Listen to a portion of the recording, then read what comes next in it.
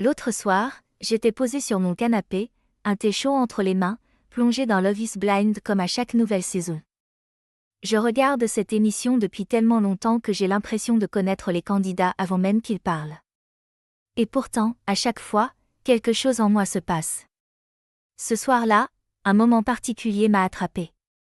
Un simple échange de voix, deux inconnus séparés par une paroi, et pourtant, leur émotion remplissait la pièce comme si j'étais là, assise entre eux. J'ai senti mon cœur se serrer, juste un peu. Comme la première fois où j'ai aimé.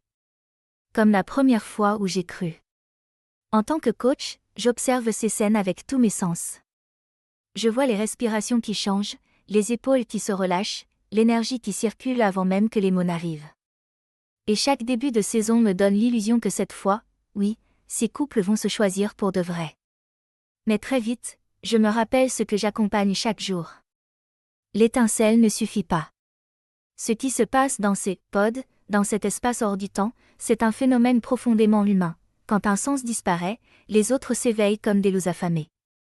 On ressent trop. On imagine plus. On projette vite. Et le corps s'emballe, comme s'il retrouvait soudain ce dont il manquait. Tu vois, c'est comme quand tu es privé de nourriture 3 jours. Le premier plat venu devient un festin.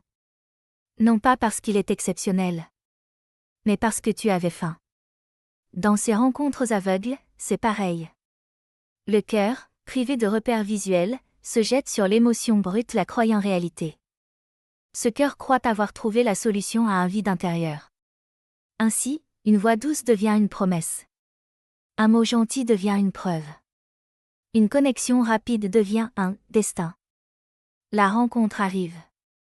C'est tout feu tout flamme. Les cœurs s'emballent. Les corps frissonnent. Puis, la magie retombe. Parce que la réalité revient. Le corps se calme. Le cerveau s'apaise.